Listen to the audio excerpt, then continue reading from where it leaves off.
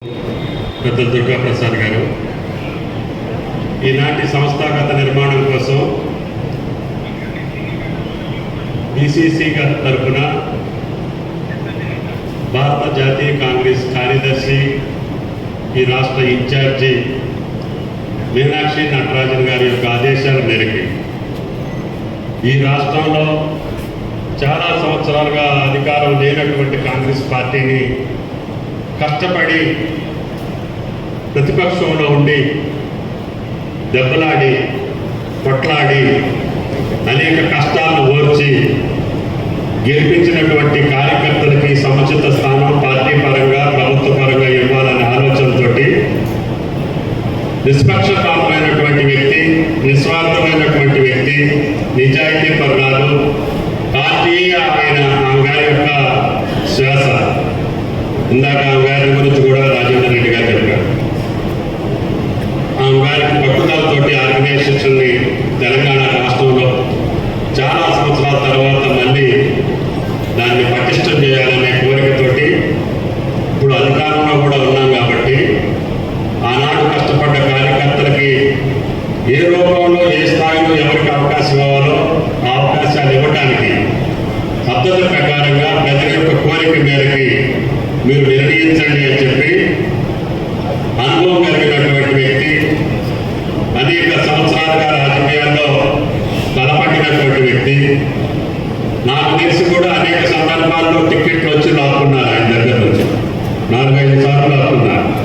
అయినా నిరుత్సాహపడకుండా పార్టీ కోసం ఒక సైనికుడిలాగా ఆ జిల్లాలో దెబ్బలాడి జిల్లా కాంగ్రెస్ అధ్యక్షుడిగా మొన్న పార్టీ ఆయన గౌరవించి శాసనసభ్యుడు చేశారు. శాసనసభ్యుడు చేసిన తర్వాత కూడా ఆ జిల్లాతో పాటు ఖమ్మం జిల్లాను కూడా మీరు దగ్గర ఉంటుంది కాబట్టి మీరు ఈ యొక్క సంస్థాగత నిర్మాణంలో భాగం పంచుకోవాలని చెప్పి ఆయనకి నియోజకవర్గ జిల్లా బాధ్యతలు ఉన్నప్పటికీ కూడా ఆయనకున్నటువంటి కమిట్మెంట్కి, పార్టీ పట్ల ఆయనకున్నటువంటి ధ్యాసకి, పార్టీ పట్ల ఆయనకున్నటువంటి గౌరవాన్ని మీరు ఎట్టి పరిస్థితుల్లో మీరు కష్టపడాలి అని చెప్పి రాజేంద్ర రెడ్డి గారిని పంపించారు. అదేవిధంగా బత్తి శ్రీనివాస్ గారు ఆయన సహాయకులుగా ఆయన గారిని కూడా పంపించారు. ఈ ప్రక్రియలో నాకు సంబంధించి నియోజకవర్గ శాసనసభ్యుడైనా మంత్రినైనా ఇప్పటి వరకు నేను జోక్యం చేసుకోలేదు, భవిష్యత్తులో కూడా జోక్యం చేసుకోను.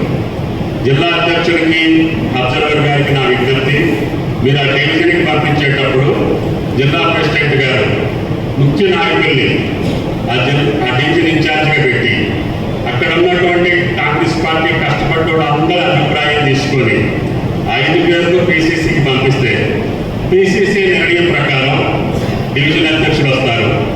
ఆ డివిజన్ అధ్యక్షుడు రానిటువంటి వాళ్ళకి ఆల్టర్నేటివ్ అనుబంధ సంఘాలు ఉన్నాయి, రేపు కార్పొరేషన్లో డైరెక్టర్లు ఉన్నాయి, రేపు వచ్చేటటువంటి ప్రభుత్వ పదవులు కావచ్చు, పార్టీ పదవుల్లో కూడా ఎయిటేజ్ చేసే అవకాశం ఉంటుంది. ఈ 5 కులాలకు సంబంధించిన అక్కడ కార్యకర్తలు కోరుకున్నటువంటి వ్యక్తులు రావాలి. ఆ డివిజన్లో ఉన్నటువంటి కార్యకర్తలు ప్రజలు మాకు పలానా వ్యక్తి కావాలి అని చెప్పి ఆతో రాపించుకుంటే మీరు తప్పు జరగడానికి అవకాశం లేదు. నేను గత 40 సంవత్సరాలకు కూడా అదే పని చేస్తాను. పార్టీ మనుషులు తప్ప వ్యక్తిగతంగా నా మనిషి నీ మనిషి అవసరం లేదు. పార్టీకి ప్రజలకు సంబంధించినటువంటి వ్యక్తులు, మన పార్టీకి ఓటేసినటువంటి వ్యక్తులు ఎవరు కావాలంటే ఆయన పెట్టుకుంటే ఆర్గనైజేషన్ సాఫీగా జరుగుతుంది, సమర్థవంతంగా జరుగుతుంది, కార్యకర్తలకు న్యాయం జరుగుతుంది. తద్వారా ఆర్గనైజేషన్ రాహుల్ గాంధీ గారు కోరుకున్నటువంటి రీతిలో ముందుకు పోతుంది. దానికి ఖచ్చితమైనటువంటి వ్యక్తిని రాజేంద్ర రెడ్డి గారిని, ఆయనకి సహాయకుడిగా శ్రీనివాస్ గారిని కూడా పంపించాడు. అందుకని నేను ఇప్పుడు ఏ ఉపన్యాసం చెప్పదలుచుకోలేదు. ఈ యొక్క కార్యక్రమం నిర్వహణ మాత్రం శ్రీనివాస్ గారు నిర్వహిస్తారు. తప్పకుండా మనం కూడా ప్రజలు కోరుకున్నటువంటి వ్యక్తుల్లో మనం ఉండాలి. మన వల్ల ఈ పార్టీకి మేలు జరగాలి, ఈ పార్టీ వల్ల ఈ రాష్ట్ర ప్రజానీకానికి మేలు జరగాలి. కాబట్టి దయచేసి ఆ కార్యక్రమాన్ని నిర్వహించండి అని చెప్పి రేపు ఒకే ఒక ముఖ్యమైన కార్యక్రమం ఉంది. వైద్య కళాశాలకి వైద్య ఆరోగ్య శాఖ మంత్రి దామోదర్ రాజనరసింహ గారు 9 గంటలకి శంకుస్థాపనకు వస్తున్నారు. కాబట్టి ఈరోజు పార్టీ కార్యక్రమం చూసుకున్న మీ అందరూ కూడా మీ డివిజన్ నుంచి మీ గ్రామాల నుంచి పెద్ద ఎత్తున మన వాళ్ళందరినీ తీసుకొని ఆ భూమి పూజ కార్యక్రమాన్ని విజయవంతం చేయాలి. రేపు ఉదయం 9 గంటలకు అని చెప్పి మిమ్మల్ని అందరినీ ప్రార్థిస్తూ సెలవు. Thank you. అందరికీ నమస్కారం. అందరూ ఉండాలి చెప్పినట్టు డివిజన్ అధ్యక్షులు అందరూ కూడా దీన్ని మన డివిజన్ అధ్యక్షులు అందరూ కూడా ఇక్కడ ఉండి జిల్లా అధ్యక్షులు పట్టణ అధ్యక్షులు గారి సమక్షంలో ఇక్కడ కూర్చొని అవన్నీ కూడా ఫామ్స్ నింపి వాళ్ళు ఇచ్చేయవలసిందిగా విజ్ఞప్తి చేస్తారు.